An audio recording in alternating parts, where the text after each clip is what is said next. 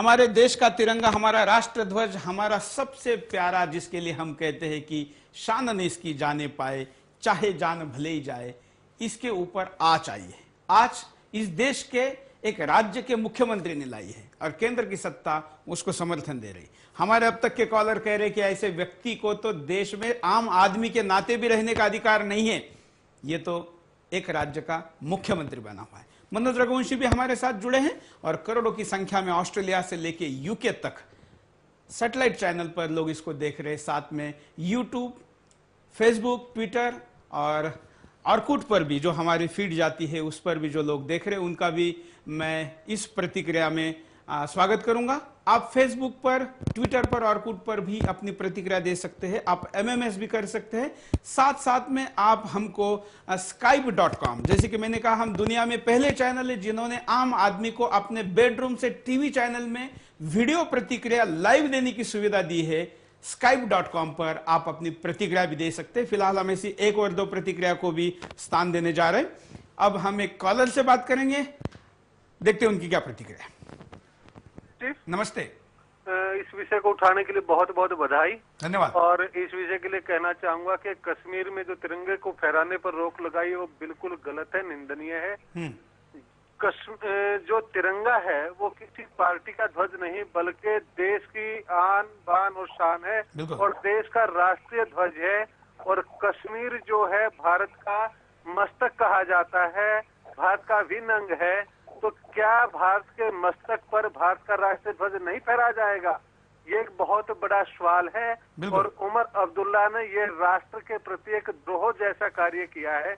जब उमर अब्दुल्ला अपनी गाड़ी में बैठते हैं तो उस गाड़ी के ऊपर तिरंगा लगा होता है, कार्यालय में जाते हैं तो उस कार्यालय में तिरंगा होता है, वहां की जितने भी राजकीय भवन हैं उन सब के ऊपर तिरंगा फहरा सकता है। तो कश्मीर के लाल चौक पर तिरंगा क्यों नहीं फहराया जा सकता? बिल्कुल। दूसरा मैं कहना चाहूंगा, मैं आपको इसका जवाब देना चाहूंगा, क्योंकि मैंने अलगाववादियों की प्रतिक्रिया पढ़ी है।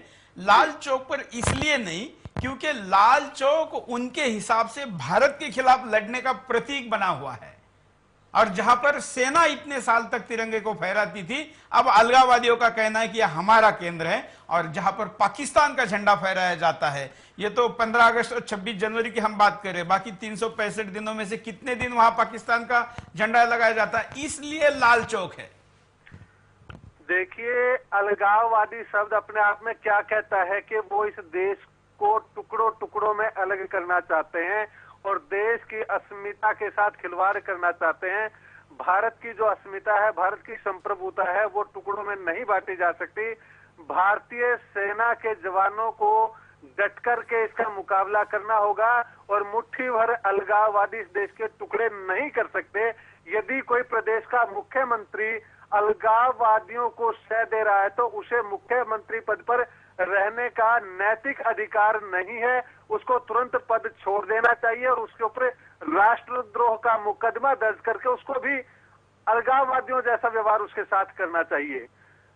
दूसरा मैं एक बात कहना चाहूंगा कि हमारे सांसद हैं माननीय नवीन जिंदल जी, जिन्होंने हर भारतीय को ध्वज फहराने का अधिकार दिलाया है कोर्ट के माध्यम से। कुछ वर्षों पहले केवल राजकीय भवनों पे वहां पर ध्वज फहराया जा सकता था, लेकिन उन्होंने कोर्ट के माध्यम से एक लड़ाई लड़ी है और इस तिरंगे को हर व्यक्ति को अपने निवास पर फहराने का अधिकार दिया है। और इतना ही नहीं, उन्होंने अपने संसदीय क्षेत्र के सभी प्रमुख शहरों में, चाहे वो शाहबाद है, कैथल है, कुरुक्षेत्र है, लाडवा है, यमुनानगर है, हिसार है, इन सभी शहरों में 206 फुट ऊंचाई के ध्वज जो दिन रात लाइटों से सुसज्जित हैं, वो देश की आन बान को फहराए रखते हैं। तो मैं एक निवेदन अपने चैनल के माध्यम से करूंगा नवीन जी से कि नवीन जी एक ऐसा ही ध्वज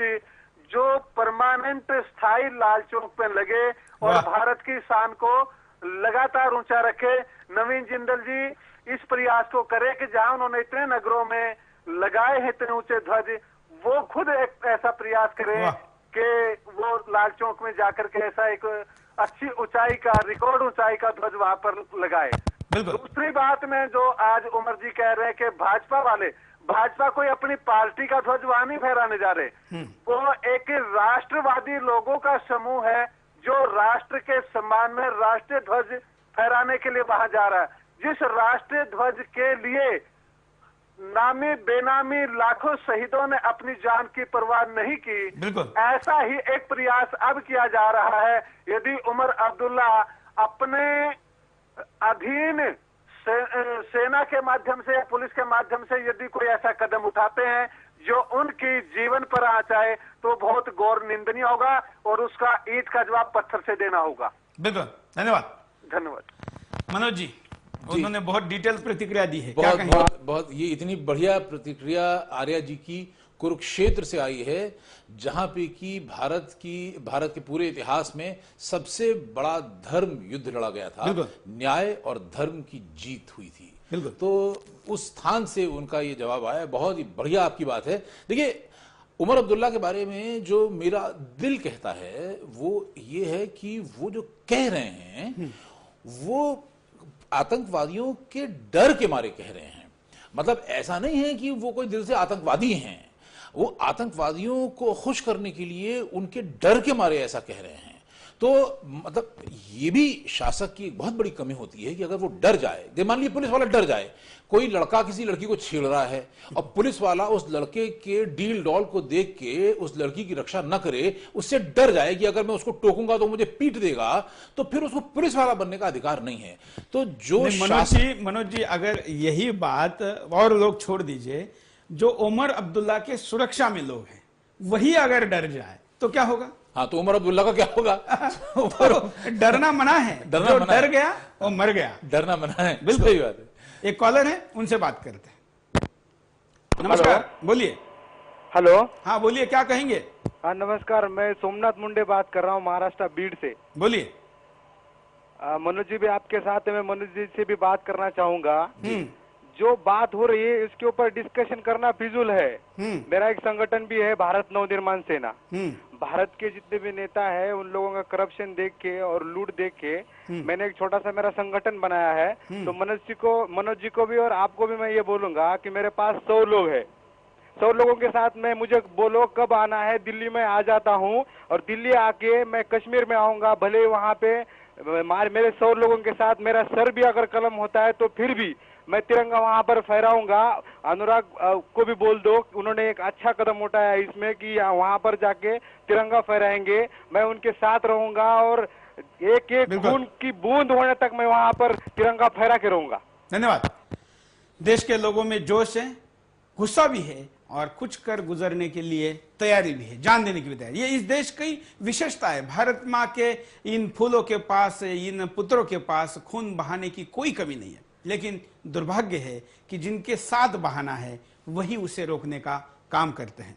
और एक कॉलर के पास जाने के पहले हम नजर डालते हैं कि क्यों ऐसा होता है, क्या कारण है कि ये ऐसी घटनाएं हो रही है। एक कारणों पर नजर। तिरंगे के विरोध में राजनीतिक लाभ की गणित। तिरंगे का विरोध कर रही कश्मीर सरकार के साथ ही केंद्र सरकार भी राजनीतिक लाभ उठाना चाहती है। तिरंगे का विरोध केवल राजनीतिक रोटियां सेकने के लिए है। तिरंगे का विरोध करने से कोई बड़ा नुकसान नहीं हुआ है और न ही होने की चिंता है। वास्तव में देखा जाए तो सरकार को लगता है कि तिरंगे का विरोध करने से कोई नुकसान नहीं हो रहा है। वास्तव में यह मामला देश के प्रति प्रेम और देश के सम्मान का है। अब यह प्रचलन बनता जा रहा है। हर कोई भड़काऊ भाषण देकर राजनीति के साथ ही समाज में अपनी अलग पहचान बनाना चाहता है। ऐसे में राजनीति के लिए ऐसे बयानबाजी परेशानी बनती जा रही है। अलगाववादियों के खिलाफ कड़ी कार्रवाई न होना। अब तक सरकार ने अलगाववादियों के खिलाफ कार्रवाई के लिए कड़ा रुख नहीं अपनाया है, जिससे उनके हौसले बुलंद होते दिख रहे हैं। कम होना। कश्मीर के साथ ही देश भर के लोगों में राष्ट्रवाद की भावना कम होती दिख रही है, जो इन अलगाववादियों और आतंकवादियों को बढ़ावा दे रहा है। इसके साथ ही बहुत कारण है, लेकिन प्रमुख कारणों पर ये नजर डालें। मनोज जी कुछ जोड़ना चाहेंगे? जी, देखिए, सबसे बड़ी बात यह है कि जो शासक है उसका काम है, सबसे पहला काम सरकार का क्या होता है, हमें सुरक्षा देना। देखिए, डबल रोटी बनाना सरकार का काम नहीं है, होटल चलाना सरकार का काम नहीं है। मतलब ये ठीक है, सरकार ने ये सब काम करने शुरू कर दिए थे, लेकिन ये मुख्य काम नहीं। सरकार का पहला काम है हमें सुरक्षा दे। तो अगर हमारे मुख्यमंत्री या कोई भी हमारे नेता अगर हमको सुरक्षा नहीं दे पाते हैं तो वो तो फिर उसके बाद उनका पहला गुण ही खत्म हो गया सरकार चलाने का।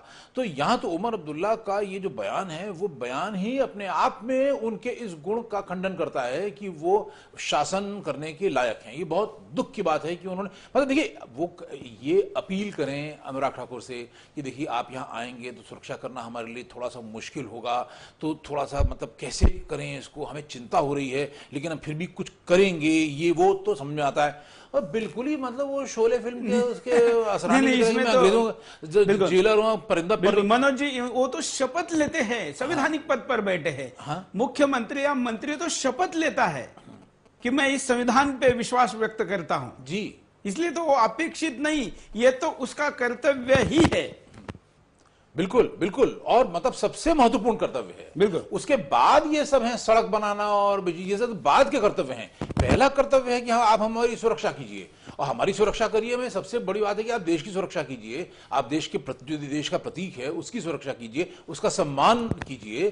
तो अगर उसका सम्मान ही नहीं हो पाएगा तो जैसे एक ने कहा, जैसे आपने ही आप मतलब चैनल ने आपके कहा कि देशभक्ति की भावना बहुत से लोगों में कम हो रही है, तो ये इसी तरह के प्रभाव से कम होती है ना जब ये जो इसका परिणाम जो इंटेलेक्चुअल और लिबरल और सेक्युलर और मतलब प्रोग्रेसिव किस्म के कहलाने वाले लोग जो हैं वो अलगाववादियों का समर्थन करते हैं तो या उनके खिलाफ कड़ी कार्रवाई करने का विरोध करते हैं, तब जो है वो लोग बहुत से लोग उनको अगर कोई रोल मॉडल मान लेता है तो फिर उसके बाद फिर उनके मन में भी उस तरह की भावना पैदा होना शुरू हो जाती है। बिल्कुल। एक उन कारणों में एक प्रमुख कारण यह था कि पिछले दिनों से एक ट्रेंड बनता जा रहा है, मतलब कई लोगों ने देश के खिलाफ ये बात की है, फिर वो समाजवादी पार्टी के नेता हो जो अभी दोबारा समाजवादी पार्टी में आए हैं, कोई पत्रकार हो, देश का गृह मंत्री हो, वहां का मुख्यमंत्री हो, कोई ये ट्रेंड बनता जा रहा है। अब तो कुछ लगता ही नहीं है और कुछ दिनों बाद शायद कुछ भी नहीं लगेगा।